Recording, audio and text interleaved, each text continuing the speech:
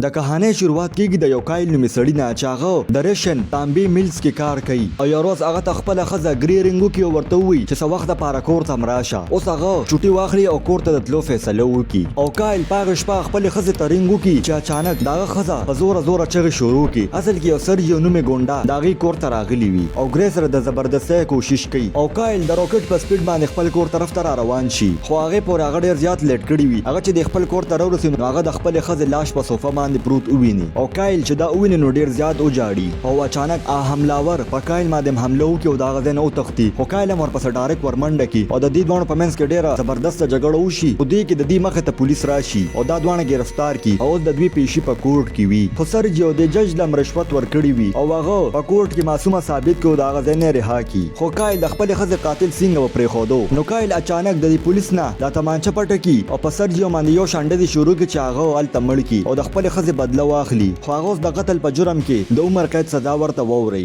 او اوس دلته کایل نور قیدیانو سره کرواوي جیل ته ولیږي چې د هغې وارډن جنرال روسکوف و او هلته چې څنګه ورسي نو دا ټول قیدیان خپل سامان پولیس ته په حواله کړي، خو کایل د خپل واده ګوتمه پولیس ته په حواله نه کړي چې دې کې یو ټولیک نومي پولیس ډېر زیات ووخي او هغه ګوتمه ترې په زوره واخلي. د شپې کایل وګوري چې یو بیلي نومي قیدي یو کمرې ته بوځي چې هلته یو انډري نومي قیدي ډېر زیات ووخي. دراصل انډري د رشین مافیا یو غټ ګونډه او د دې د وجې دا ګارډز هم انډري ته څه نه وایي. اوس چې سهار شي نو دا ګارډز بیلي نومي قیدي د هغې کمرې نه روباسي او دا انډري د نورو قیدیانو سره په قطار کې ولګي او داسې ځان ښیي چې داړو څه ګناه کړې نه ده او انډري چې کایل وویني نو هغه هم ډېر زیات بېعزته کړي او د دې دواړو په منځ کې ډېره جګړه وشي او اخر کایل بوځي او یو داسې کمره کې بند کړي چې هغې ته د هر طرف نه نالۍ راغلي وي او کایل چې دې کې یو څو ورځې تېرې کړي نو د زندګۍ نه ډېر زیات تنګ شي، خو په دې کې هغه ته هغه حسین پل رایاد شي چې کوم یې د خپلې ښځې سره تېرې کړې وي او اوس کایل یو بلې کمرې ته بوځي چې هلته قیدي نمبر 451 وي او هغه قیدي د سره چې مخکې کم 3 قیدیان اوسېدل هغه د قتل کړي. اوس چې کایل دا خبر ووري نو ډېر زیات ویریږي، خو هغه څه ونه وایي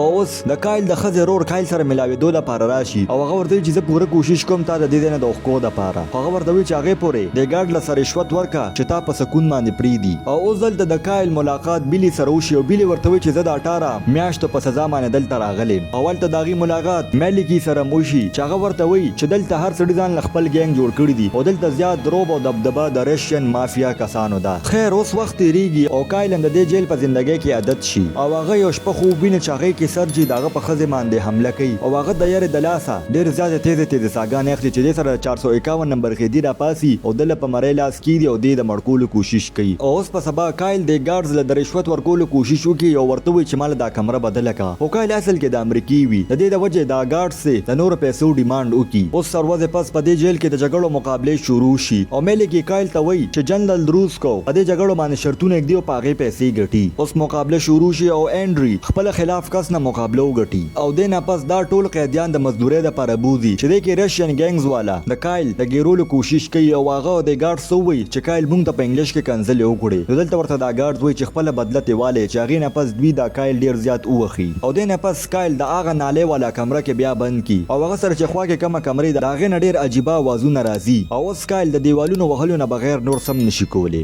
او بیا یو میاشت پس کایل د دې کمرې نه روباسي او کایل ډېر زیات بدل شوي وي، د هغه ږیره هم غټه شوي او ویښته هم غټ شوي او اوس د دې جیل د ماحول ډېر زیات بدل شوي ولې چې قیدیان به خپلو کې جګړې کولې او اوس بیا دا قیدیان مزدورۍ دپاره راولي چې هلته په ګارډز باندې په بم حمله وشي چې د دې موقع نه بیلي فایده اوچته کړي او هغه د خپل ملګري سره د دې ځای نه تښتي چې دې کې پې دا ګارډز یې ډزې شروع کړي او د هغه ملګري ولي او بیلي واپس ونیسي او کایل انډري او د انډري ګینګ به ډېر زیات تنګو. اوس کایل د مقابلو دپاره ځان تیاري او اوس د هغه مقابله انډري سري وي چې دې کردي دا مقابله شروع شي او انډري په ډېر زیات طاقتور هم وي او انډري کایل ډېر زیات ووخي، خو لږ وخت پس پې کایل زورور شي او انډري ډېر زیات ووخي او انډري له دا سټ داسې وړي چې په موقع د هغه هلته مرګ وشي چې دې سره دا نور قیدیان هم په سوچ کې شي او دې مقابلې نه پس په هغه کې دومره جذبه راشي چې د هغه خلاف به کم کس مقابله کوله نو هغه نه به دا مقابله ګټله او هغې سره سره هغه به د خپل زندګۍ نه لاس هم وینځو او په دې لږ وخت کې دا ټول قیدیان د کایل ډېر زیات عزت هم کوي او کایل یو ډېر خونخوار سړی جوړ شي او بل خوا دا بیلي په دې جیل کې ډېر زیات تنګ شي نو هغه واپس د دې جیل نه د تښتېدو کوشش کوي چې دې کې میلیکي ورله دوکه ورکړي او هغه په خپل زخمونو باندې دوايي لګولو په لالچ کې هغه د ګارډ څه وایي چې بیلي تښتي چې دې سره دا ګارډ بیلي ګیر کړي او هغه یو والوه نومې قیدي سره ګیر کړي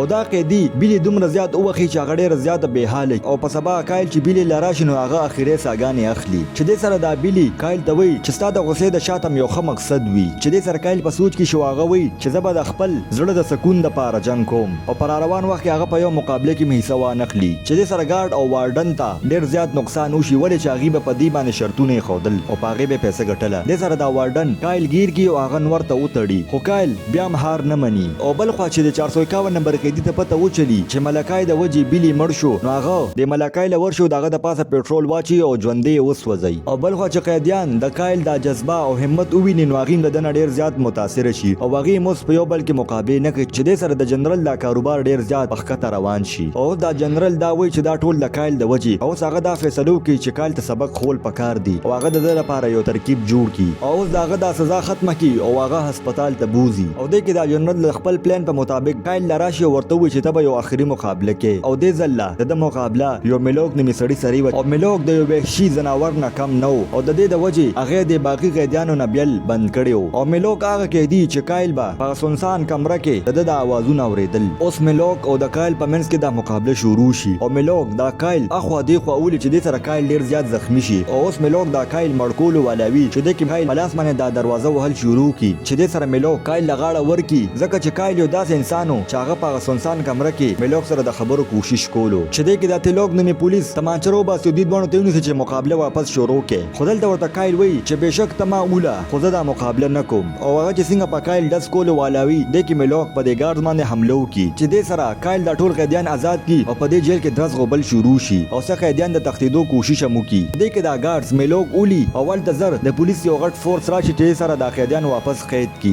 او اوس کایل 451 نمبر قیدی سره ناسي او کایل ټوله قصه 451 نمبر قیدی دوه کی چې څنګه هغه د جیل تراغلو نو سوته د 451 نمبر قیدی وی چې زه تاسو سره د جیل نه د تختیدو مدد کول شم او ځل د 451 نمبر قیدی کایل سره کاغذونه ورکی او ورته وی چې دا د دې کراوي جیل خلاف شل کالونه سریام قتلونه او په دې کې ایلیګل کاروبارونه دا غي ثبوت دی دا او دا ته یو اس ګورنمنت لورکا او ته د دې جیل نه د وستو د پاره په دې جیل کې اخري فایټ ضرور کې اوس کایل د خبر او منی واغه د مقابله شروع کی او داغه مقابله والوا سری وی او کایل په دې والوا باندې ډیر زوروري او زر د والوا اوګماته کی چې دې کې والوا د خپینه چاکو رو باسي او والوا په دمانه یو شان په دې چاکو حمله شروع چې دې کې په دې چاکو باندې یو رشین ګینګستر اولګي چې دې سره کایل د مقابله وګټي اوس دا ګارد د وهلو د پاره راشي او 451 نمبر قیدی تم پته و چوم داسې بکیږي چې دې سره هغه په یو خفیه لار راشي او یو ګارډم مړ کی او دې سره کایل په تولک باندې تماشه کی دی او ورته وی چې زما د حد کړي کولوکا او هغه نه د خپل واداغه غوتمم واخلي او اوس کایل د پولیس د یونیفارم واچي او دا غزه نه وزي او هغه 451 نمبر قیدی ته وی چې تم را سره راځه او دا 451 نمبر قیدی وته وی چې زه سره غواړم چې د دې جیل اصلیت د ټولو مخه تراشي او اوس کایل د پولیس په روپ کې د دې جیل نه وزي او دې سره د 451 نمبر قیدی د جنرال افیس تراشي او د جنرال مړ کی او کایل بل خپل خار ته صحیح سلامت ورسي واغو د دې جیل اصلیت یو اس ګورنمنت لور کې چې د سره دا جیل بند کې او چې کم بے قصوره قیدیانو هغه رها کی او د سره دا کہانی ختم شي کو تاسو دا کہانی خوخی نو دا ویډیو در سره لایک کړئ او چینل در سره سبسکرایب کړئ